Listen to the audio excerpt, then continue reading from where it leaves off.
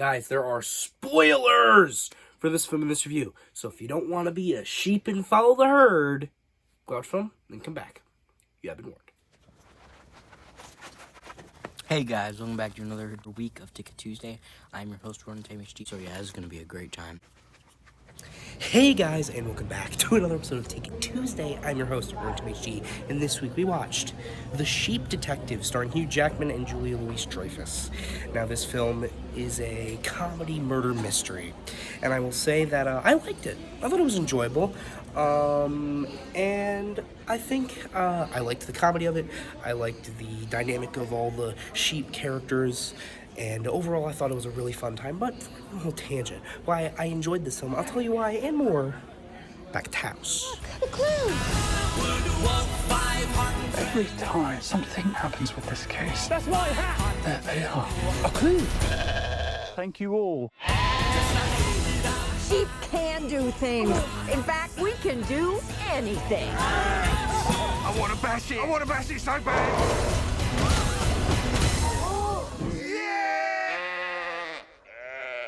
What's with them?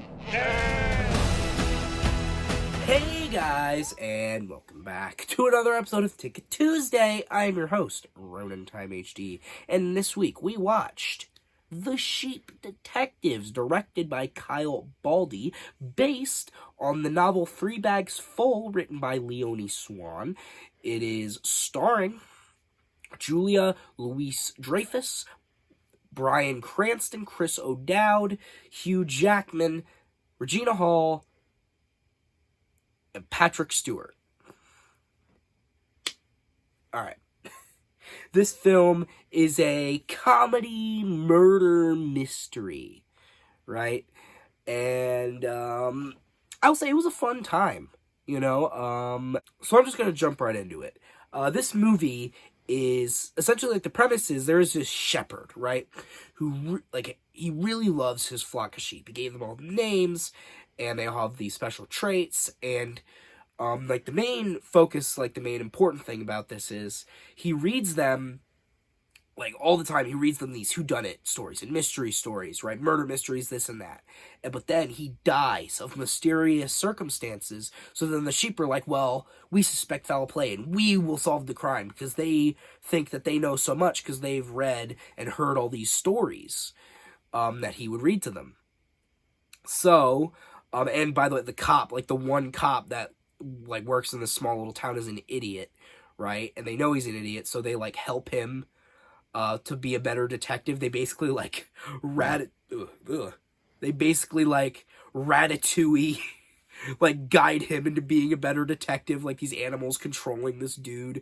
Not controlling, but guiding him by being better detectives, and then he's like, I'm a better detective now because of the animals.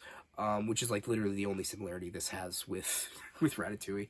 Either way, but then the whole movie builds off that, and of course there are the red herrings, and there is, of course, in every murder mystery, there's the character that they say did it but didn't actually do it. They're being framed by the person who actually did it, right?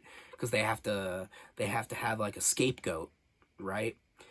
And that's the daughter of Hugh Jackman, and obviously it's not her, because, the whole movie, they're it's gotta be her, and whenever a murder mystery is it's gotta be that character, it's never that character, right? It's too obvious, right? But I also think that I liked how, there were certain scenes. I think my favorite part of the movie was the comedy aspect of it, right? Because there would be scenes, I think especially my scenes where the sheep, visit the town, and they, give the cop clues, and he just, looks over out the window or something, and they're just, staring at him, right? I thought that's always, really funny. They do that several times, and it just, looks really creepy. They're just, really still, staring at him like they're Michael Myers or some shit. It was really funny. I also liked how... I guess I didn't really see the reveal coming, but I kind of I didn't predict it, but I had a thought in my head. At one point in the movie, they have, there's, a scene where they, read the will to the person who was murdered, like in most murder mysteries. They read the will in the room with all of the suspects and stuff. And there's like a journalist that's traveling from somewhere into the town to like get a big story, right?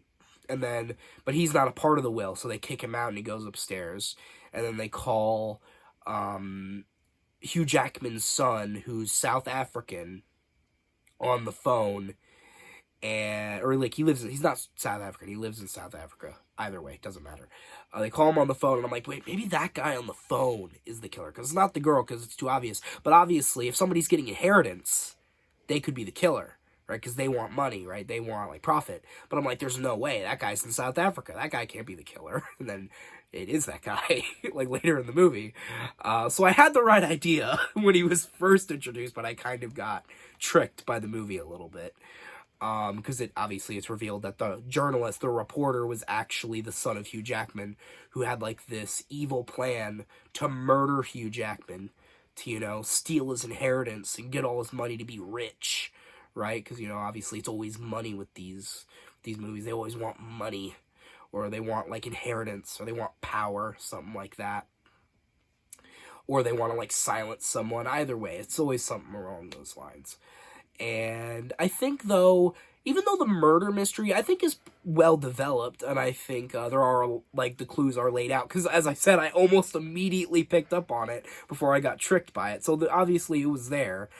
But I think the main highlight of the film is the sheep, which, and the comedy, and just the lives of a sheep, the philosophy of a sheep, because, like, they choose to forget things if they don't like it, right? And these sheep, since they don't walk out the meadow, they don't want to leave the meadow. They don't, like, know what a street is. They don't know what certain human things are. I think there's a very, this is a little unrelated, but I really like the way Bryan Cranston's sheep, the Sebastian, I really like the way he described God in the movie. He's like, what did he say? He said that he's made out of bread, and that they eat him on Sundays, right, or something along those lines. It's funnier in the movie. Like, I can't remember exactly how he described it, but I remember it being funny. I also I do like how they explain some of the suspicious stuff in the movie for some of the like townspeople. Like, there was one lady in the movie who you thought could have been the murderer. I mean, she wasn't, obviously, because it was a bit of a red herring. But she, like, takes Hugh Jackman's letter that was going to be sent to his daughter, but she thought it was being sent to somebody else because she liked him, and she was, like, maybe a little jealous, and she was, like, upset by it because she liked him, and she thought that he liked someone else, but it was like a whole different thing. So that was the explanation for that. There was also, like, a butcher character in the movie who, obviously, he was, like, a bad guy, right, because he was, like, slaughtering the sheep, and, because there was another shepherd who was he was raising sheep to slaughter them, right? He wasn't, like, raising them just, to raise them. He was raising them for production. So he was a bad guy, and so was the butcher. But the butcher was just funny, because he was really against vegetarians. Like, he hated vegetarians, and he would just, like, his catchphrase was basically, I bet he's vegetarian. Fucking I hate that guy. That was, like, the whole butcher's character. And I thought that was really entertaining. Even though he is a bad guy, he was an idiot. And I kind of enjoyed how much of an idiot he was.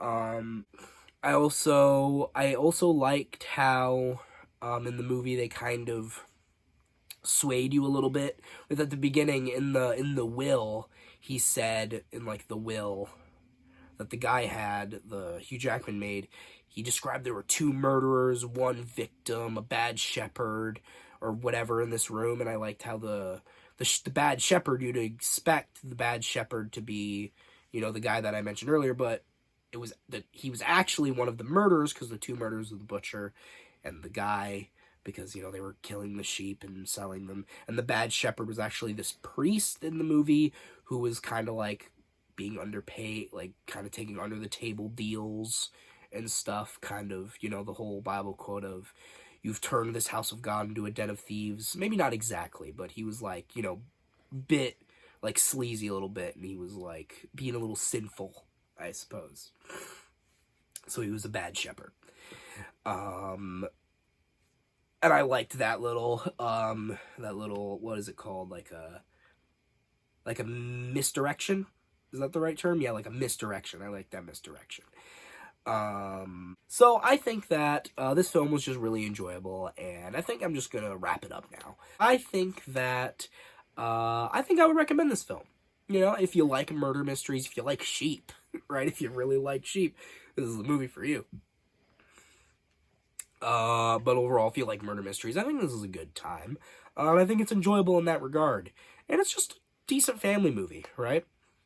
So I think I would recommend it under those circumstances. And personally, I think I would rate this film a 7.5 out of 10. And, yeah, I think I've said what I say. I think I've said my piece. So guys, I hope you like this video. Share it with friends. Subscribe. Turn those notifications on.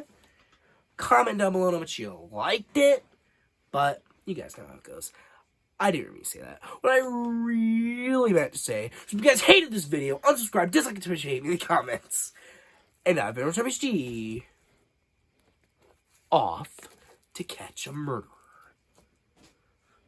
It's like To Catch a Murderer is like the sequel to Catch a Predator, but it's way more like hardcore. It's like, we're catching murderers now.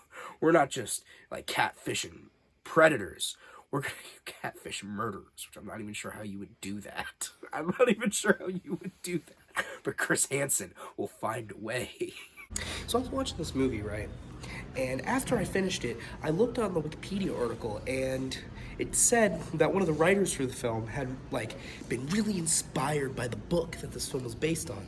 And he loved it so much that he wrote a movie script. And it took him nearly a decade to secure the rights. So maybe that's just a valuable lesson in, before you write something, secure the rights. Because then you'll be like this guy, waiting a decade to actually make the movie you wanted to make. And maybe at that point you won't even want to make it anymore. Clearly he did, because he did make it, but maybe that won't be the case for you if you're a professional writer and you can make movies. Just advice from somebody who knows nothing about making actual movies, just saying.